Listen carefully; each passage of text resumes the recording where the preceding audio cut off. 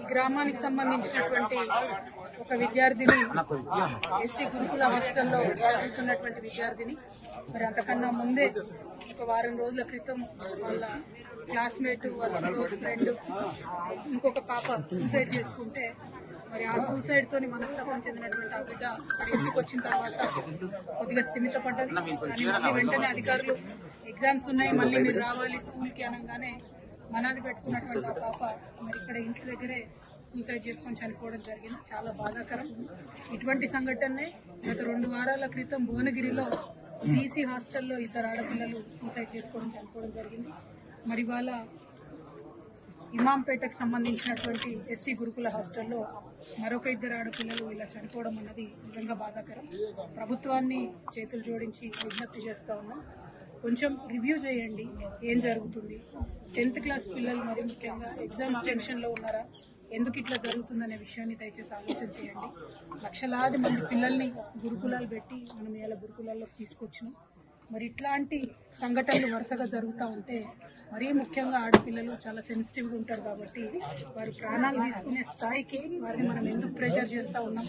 మరి గురుకులాల్లో ఏదైనా సిలబస్ బాగాలేదా, లేకపోతే కౌన్సిలర్స్ సంఖ్య తక్కువ ఉందా, లేకపోతే ఇంకేమైనా సౌకర్యాల వల్ల ఇబ్బంది ఉందా, ఇంకేదైనా రకమైన ఒత్తిడి ఉందా. దయచేసి ప్రభుత్వం ఇప్పుడు విద్యాశాఖకు సంబంధించి ప్రస్తుతం మంత్రివర్యులు లేరు కాబట్టి గౌరవ ముఖ్యమంత్రి వర్యులు ఒక్కసారి రివ్యూ చేసుకుంటే బాగుంటుందేమో. ఆడపిల్లల అంశం సెన్సిటివ్ అంశం, పైగా ఇప్పుడు ఎగ్జామ్స్ వచ్చేటటువంటి టైం కాబట్టి అన్ని సోషల్ వెల్ఫేర్ హాస్టల్స్ కూడా ఒక్కసారి రివ్యూ చేసుకొని కౌన్సిలర్స్ని పటిష్టంగా పెట్టి పరీక్షల్లో అత్యధిక ఉత్తీర్ణత శాతం సాధించే విధంగా విద్యార్థుల మీద ఉన్న మానసిక ఒత్తిడిని తొలగించే విధంగా ఉండాలని చెప్పి కోరుతా ఉన్నాను. అదేవిధంగా బర్కచెర్ల గ్రామస్తులందరికీ కూడా తెలియజేస్తూ ఉన్నాము, మరి ఈ బిడ్డ కుటుంబానికి బీఆర్ఎస్ పార్టీ తరఫున మేమందరం కూడా అండగా నిలబడతాం, వారికి ధైర్యాన్ని ఇస్తాం. అనాథగా మిగిలిపోయినటువంటి వారి తల్లిగారికి మేమందరం కూడా మనస్ఫూర్తిగా అండగా ఉంటామని తెలియజేస్తూ వారి కుటుంబానికి బర్కచెర్ల గ్రామస్తులందరికీ కూడా తీవ్ర సంతాపాన్ని తెలియజేస్తూ మరొకసారి ప్రభుత్వాన్ని రిక్వెస్ట్ చేస్తూ ఉన్నాం. ఇది డిమాండ్ కాదు, పరీక్షల సమయం, పిల్లలందరూ కూడా ఒత్తిడిలో ఉండేటటువంటి సమయం.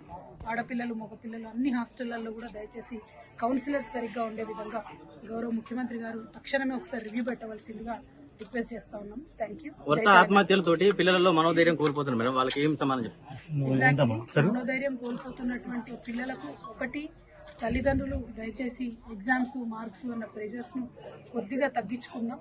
రెండవది, ప్రభుత్వం వైపు నుండి ప్రతి హాస్టల్లో కూడా కౌన్సిలర్స్ ఉండేటట్టు, టీచర్లు ఫ్రెండ్లీగా ఉండేటట్టు ఒక్కసారి ప్రభుత్వం నుంచి రివ్యూ చేసుకోగలిగితే సరిపోతుంది. మరీ ముఖ్యంగా పరీక్ష సమయం కాబట్టి టైంకి ఫుడ్ అందుతుందా, క్వాలిటీ ఫుడ్ అందుతుందా, ఇవన్నీ కూడా ముఖ్యమైనటువంటి అంశాలు కాబట్టి మరి ఇప్పుడు విద్యాశాఖకు మంత్రివర్యులు లేరు కాబట్టి డైరెక్ట్గా ముఖ్యమంత్రి గారి కిందనే ఉంది కాబట్టి గౌరవనీయులు రేవంత్ రెడ్డి గారిని మేము ఆడపిల్లల తరఫున చేతులు జోడించి విజ్ఞప్తి చేస్తూ ఉన్నాం.